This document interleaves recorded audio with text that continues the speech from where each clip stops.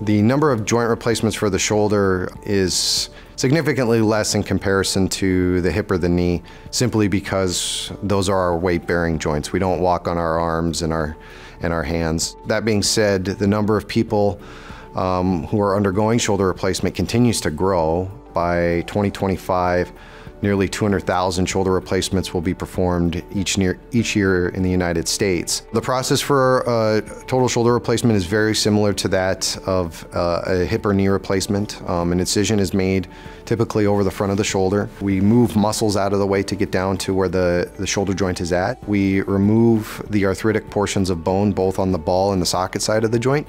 And then similar to the hip, we replace those portions with smooth metal as well as very strong, smooth plastic in order to recreate the joint as best as possible.